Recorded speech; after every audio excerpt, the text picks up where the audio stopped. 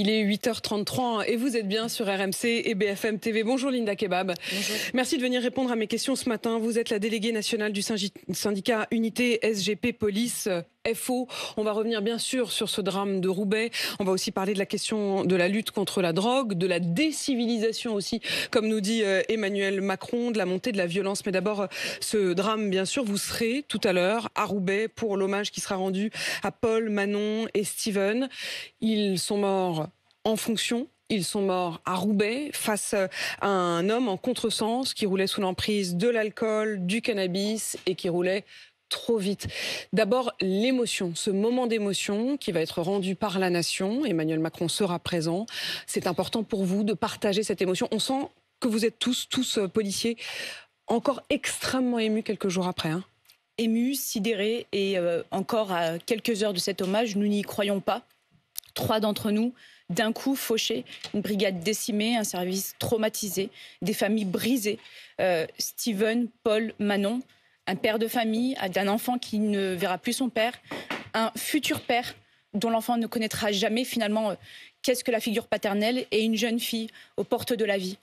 Fauchés, eh bien, comme vous l'avez si bien décrit, et je remercie que vous ayez eu la décence de ne pas utiliser le mot accident, parce que personne n'a encore fait l'enquête, en tout cas elle est en cours, et on s'interroge aussi de la manière de conduire quand face à vous, vous avez une voiture sérigraphiée bleu, blanc, rouge avec un gyro. On ne peut pas se permettre aujourd'hui de dire que ce n'était qu'un accident. En tout cas, c'est une personne. Je vais vous arrêter un instant là-dessus, parce que ce que vous dites, il faut aller au bout de ce que moi j'entends. En tout cas, vous avez l'air de dire quasiment que la voiture de police a été ciblée parce que voiture de police.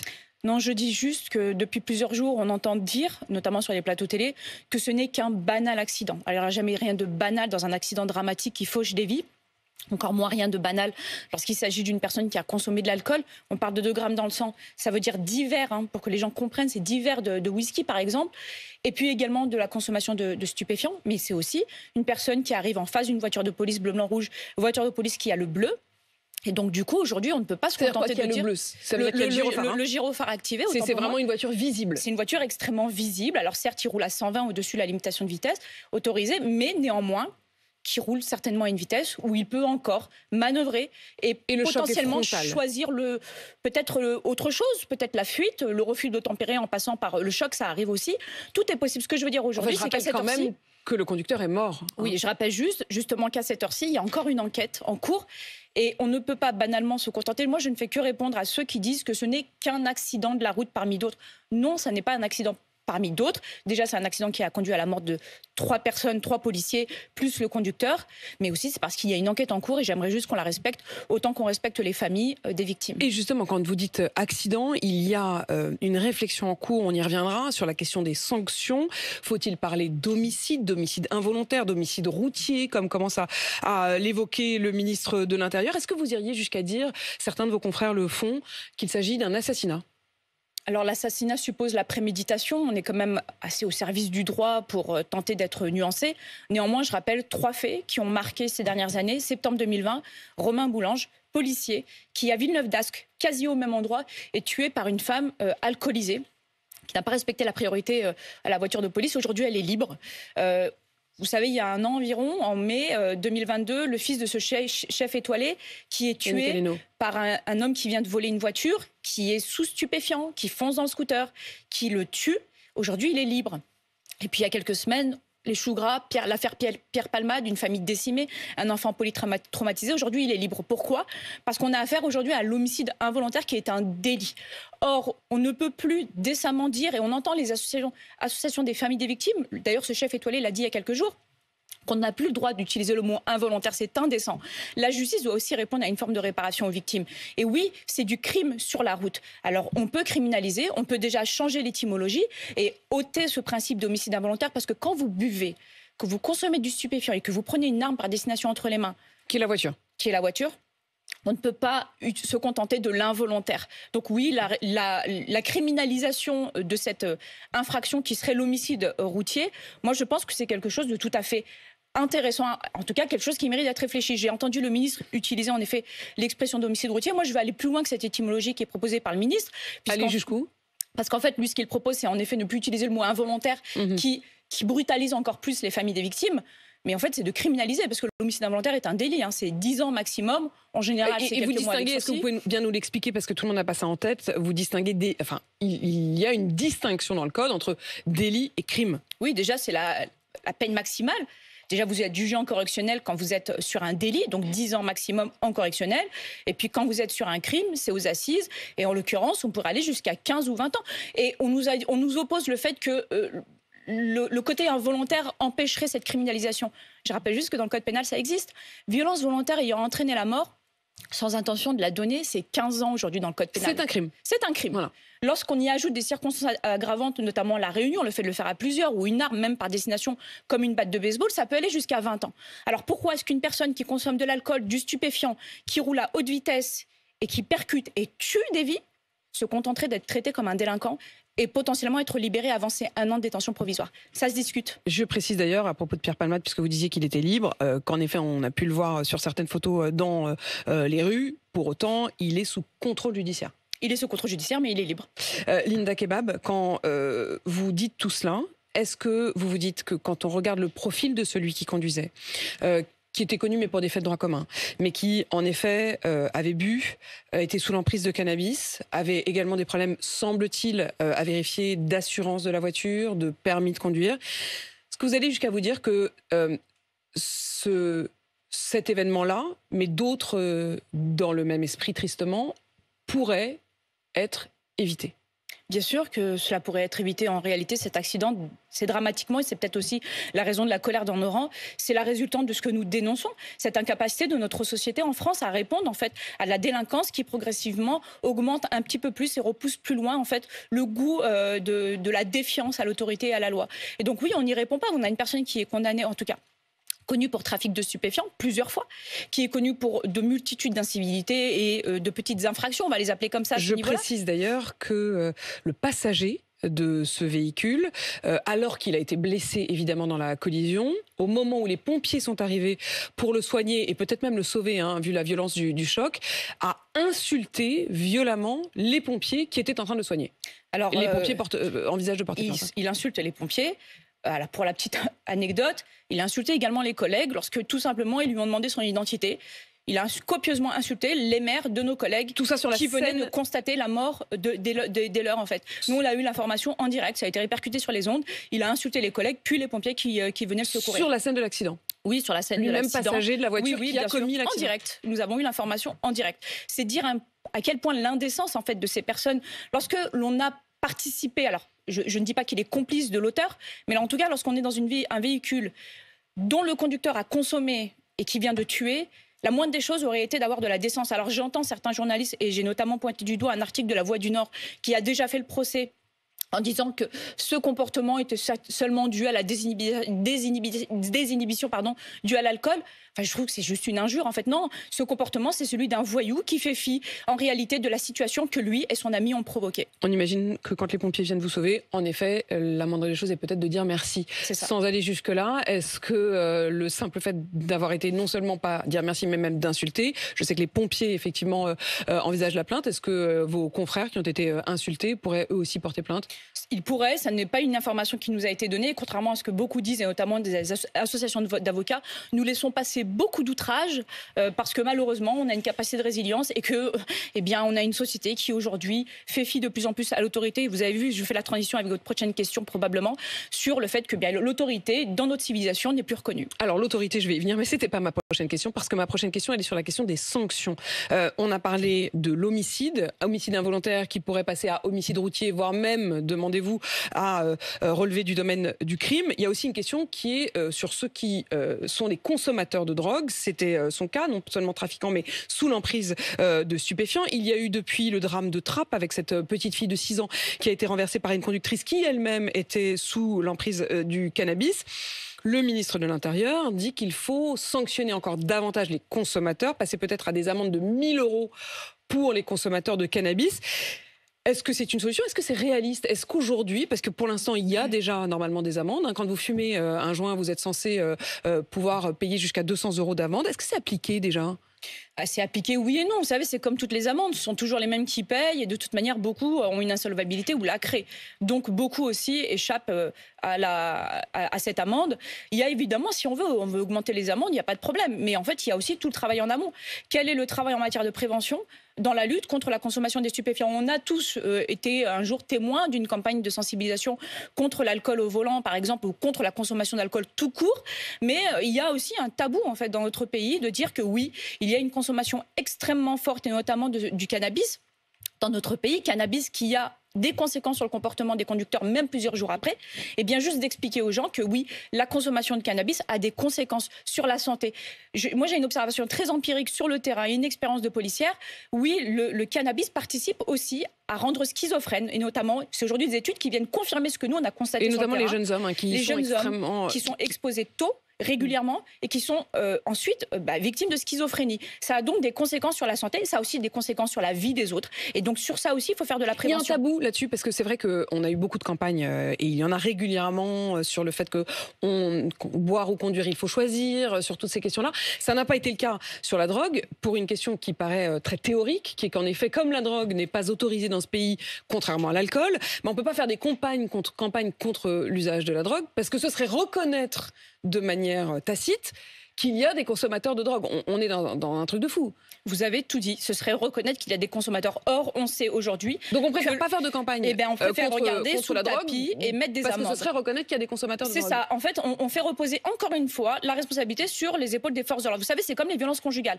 Pendant longtemps, on a laissé croire qu'il n'y en avait pas tant que ça en France. Et puis, c'est lorsque les associations de défense des femmes se sont mis sur le devant de la scène qu'on a enfin reconnu qu'il y avait une problématique de violence conjugale et notamment de féminicide dans notre pays. Parce que pendant longtemps, on a fait reposer la question uniquement sur les épaules des forces de l'ordre et potentiellement des magistrats. Et bien sur la question du cannabis, c'est la même chose. Il y a la question de certains... Enfin, il y a ces personnes qui, par exemple, proposent la dépénalisation. Moi, pour ma part, je suis contre, parce que la dépénalisation n'entraîne pas une sous-consommation et surtout ne va pas annihiler le trafic. Moi, je vous invite juste à aller regarder à Barbès ou à Porte de la Chapelle. Le trafic de cigarettes, il existe. Il existe, c'est des cigarettes qui sont de moins bonne qualité, qui sont moins chères, et pourtant la cigarette aujourd'hui est légalisée en France. Donc si aujourd'hui on commence à parler de dépénalisation du cannabis, eh bien, il y aura toujours cette envie de défier, vous savez, le droit et la loi. Et donc, du coup, demain, on va dépénaliser la cocaïne, parce que vous savez, c'est récréatif, et puis l'héroïne, et puis on n'a plus de limite. Sur cette question-là, le fait de mettre l'accent aussi sur le consommateur, et ça, c'est relativement nouveau, et c'est à la fois dans la voix du ministre de l'Intérieur, mais aussi du ministre de la Justice, qui disent, en fait, quand on fume un joint le samedi soir, on est responsable du trafic, on est responsable, d'une certaine manière, de ce qui se passe à Marseille ou ailleurs, et de ces homicides. Est-ce que vous trouvez que c'est une bonne stratégie ? Est-ce que c'est une bonne stratégie? Je ne sais pas. En tout cas, c'est vrai. Voilà, c'est vrai. Il y a un lien. Je suis pas un stratège politique, je suis pas un stratège. J'ai pas fait d'études de marketing. Je suis un pinot simple flic. Et le pinot simple flic que je suis vous dit tout simplement, il y a un lien. Quand vous financez, quand vous achetez votre barrette de shit, vous financez les règlements de compte, vous financez le trafic d'armes, vous financez aussi les balles perdues qui tueront d'autres personnes que ceux qui sont visés, mais aussi vous financez le proxénétisme et la traite d'êtres humains, et notamment de ces femmes dans les rues qui sont en partie tenues par des macros qui sont aussi des trafiquants de stupes. Linda Kebab, la question de l'autorité, vous y veniez. Ces mots d'Emmanuel Macron hier au moment du Conseil des ministres, il a parlé à ses ministres de décivilisation de la société. Il faut être intraitable sur le fond, a dit Emmanuel Macron. Aucune violence n'est légitime, qu'elle soit verbale ou contre les personnes. Il faut travailler en profondeur pour contrer ce processus de décivilisation. Est-ce que vous êtes d'accord avec le diagnostic ? Alors le diagnostic, il est tout simplement ce que l'on observe aujourd'hui sur les statistiques. Vous regardez les chiffres des services statistiques du ministère de l'Intérieur. Il y a une augmentation des violences autres qu'intrafamiliales dans notre pays. Il y a, Quand vous dites autre qu'intrafamilial, c'est qu'effectivement une des réponses du ministère de l'Intérieur est souvent de dire qu'on mesure davantage aujourd'hui aussi, notamment les violences conjugales qui n'étaient moins mesurées par le passé, et que c'est une des raisons pour lesquelles les chiffres des violences augmenteraient. Vous dites non, les violences, elles augmentent partout. Elles augmentent partout puisque le SSMI c'est quoi le SSMI ? Le service statistique du ministère de l'Intérieur a pris la peine de distinguer les violences intrafamiliales des autres violences. Et ces mêmes autres violences, elles augmentent aujourd'hui. Aujourd'hui, on a de plus en plus ce que souvent on appelle sur les plateaux télé, mais que c'est une étymologie que nous on ne reconnaît pas, c'est ces fameuses violences gratuites. Il y a aujourd'hui un passage à l'acte très facile. On est en train de parler là, cette semaine de cette infirmière qui a été tuée, alors certes par une personne qui visiblement ne jouissait pas de toutes ses capacités mentales, mais en tout cas qui est victime, en tout cas d'homicide. On parle de ces criminels de la route, on parle de ces élus de proximité aussi qui sont victimes de violences. Et puis on parle aussi de tous ces appels à la violence. Enfin, alors je ne sais pas si le président de la République, je laisserai ça aux politologues, fait allusion un petit peu à Norbert Elias et ce principe de civilisation, contrôle de l'émoi et de la violence. Mais oui, en fait, c'est ce qui fait aujourd'hui une civilisation moderne. Effectivement, quand vous citez Norbert Elias, qui est donc un philosophe des années 30, qui disait que le processus de civilisation, c'est le fait de s'améliorer en quelque sorte, de s'éloigner du processus de jungle ou de la loi du plus fort, d'être davantage toujours dans le respect. Et c'est ça, une sorte de processus de progrès vers la civilisation. La décivilisation, ce serait à l'inverse, le fait de retourner en quelque sorte à la loi de la jungle, à la loi du plus fort et retourner à la violence entre les individus. C'est ça. Et il y a deux choses à observer. Il y a la première, c'est vrai, cet échec de notre société à répondre au délit et au crime, et donc de plus en plus à ce système qu'il veut que le plus faible soit soumis au plus fort. On le voit notamment dans les quartiers populaires où les caïds sont intouchables, impunis et continuent de manière permanente. Oui, encore aujourd'hui, on fait des spots sur des opérations stup. Mais enfin, le nombre de morts, on a 21 personnes qui sont mortes dans le cadre de règlement de compte à Marseille depuis le début de l'année. Enfin, ça veut tout dire. Ça veut bien dire qu'en réalité, la problématique, elle existe toujours. Et ça veut dire qu'aujourd'hui, les quartiers sont toujours sous le joug de ces caïds. A-t-on les moyens d'y mettre fin? A-t-on les moyens de renverser ce processus, si on en croit effectivement le président qui dit qu'il y a un processus de décivilisation? Est-ce qu'on peut faire repartir vers la bonne marche de la vie en société et vers un retour à un processus de civilisation? Eh bien, il y a ce premier point, celui dont je vous ai parlé il y a quelques instants, les délinquants et les criminels. Et puis, il y a aussi cette violence qui est de plus en plus acceptée dans notre société. Nous, en tant que force de l'ordre, on l'a constaté. Vous savez, pendant le mouvement des Gilets jaunes, il y avait des personnes qui exerçaient des violences. Et de plus en plus de nos concitoyens validaient, encourager ces violences. C'est des personnes qui ne passent pas par la violence nécessairement, mais qui l'encouragent et qui la justifient au regard. Qui en sont complices ? Qui en sont complices, non, parce que c'est un soutien moral, c'est un soutien sur les réseaux sociaux, mais qui se satisfont en tout cas de policiers qui sont agressés, qui sont violentés, qui sont tabassés par des Black Blocs. Donc oui, il y a de plus en plus cette question aussi de notre civilisation, dans laquelle nos concitoyens disent que le système n'est pas capable de leur rendre justice, alors ils se font justice eux-mêmes. Oui, il y a une capacité à revenir en arrière. Pourquoi ? Quand vous dites ça, ça veut dire que vous estimez qu'une des responsabilités, c'est la question de la justice, c'est l'application des peines, c'est le fait que vous, policiers, vous fassiez votre boulot au début de la chaîne, mais qu'ensuite, au moment du jugement, les jugements soient à la hauteur et appliqués. Alors, il y a plusieurs éléments qui seraient bien trop longs à développer dans le cadre dans ce format-là, mais il y a évidemment ce rocher de Sisyphe des policiers en permanence où nous sommes là face à un tonneau de Danaïde et qui malheureusement n'est pas palpable pour le concitoyen parce qu'en réalité, la réponse tout au bout de la chaîne qui ne nous appartient pas n'est pas suffisante. C'est déjà une première chose. Il y a aussi la question de la justice sociale et économique face à laquelle on est un petit peu confronté. Aujourd'hui, on a quand même des mobilisations à laquelle je participe depuis janvier contre une réforme des retraites jugée parce que en effet, vous parliez des manifestations, mais c'est des manifestations auxquelles aussi vous participez pour le coup en tant que syndicaliste, représentante du syndicat Unité SGP Police FO. Vous avez combattu la réforme des retraites. Oui, et dans le drame, ce que l'on constate, c'est qu'en dehors du cortège de l'intersyndicale officiel où tout se passe bien, il y a ce cortège du Black Bloc qui, je vous le dis très sincèrement, et je l'ai observé moi-même, a de plus en plus de soutien, et même de soutien physique. C'est-à-dire qu'avant, le cortège était petit et uniquement constitué des personnes qui passent à l'acte. Aujourd'hui, on a des personnes très lambda, je vais pas caricaturer, mais un peu format gilet jaune, qui viennent les soutenir, voire même servir de bouclier, notamment lors des charges. Vous savez, ces fameuses images où on entend dire que les policiers chargeraient des manifestants. Non, on charge le Black Bloc qui exerce des violences, sauf que malheureusement, entre le Black Bloc et les policiers se mettent des personnes qui aujourd'hui leur apportent leur soutien. Qui volontairement se mettent là comme des boucliers humains, comme vous dites. Bien sûr, évidemment. Enfin, moi, je l'ai constaté et de toute manière, c'est répercuté aujourd'hui sur les informations qui sont données sur la voie publique. Ça n'est pas au sein du cortège de l'intersyndicale que ça se passe. Je le précise, ce ne sont pas des manifestants, ce sont des personnes qui viennent pourrir la manifestation. Eh bien, aujourd'hui, ça, c'est inquiétant et ça participe aussi peut-être à ce processus de décivilisation où là, la violence sont justifiées comme étant une explication de la colère. Violence contre les figures d'autorité. Au-delà de ce qui s'est tragiquement passé à Roubaix, on a appris cette nuit qu'hier soir tard, un conducteur a refusé de s'arrêter lors d'un contrôle de la route à Vienne, dans le sud de Lyon. Il a été interpellé, mais il a renversé un de vos collègues, un commandant de police qui a été gravement blessé. Le conducteur conduisait sous l'emprise de l'alcool et des stupéfiants. Il y a également, vous le disiez, les élus. On pense bien sûr à Saint-Brévin qui est victime de violences, le maire qui a fini par démissionner. Il y a cette infirmière. Est-ce que vous faites un lien entre ces figures, ce qu'elles représentent pour la société ? Oui, bien sûr. Le policier, l'infirmière, l'élu. Le policier, l'infirmière, l'élu, c'est le dernier finalement interlocuteur dans notre société. On a progressivement, et moi je le constate parce que je suis représentante du personnel, annihilé la présence des corps intermédiaires. Vous savez, ces représentants syndicaux qui autrefois étaient le tampon entre l'autorité et le peuple, disons les choses très simplement.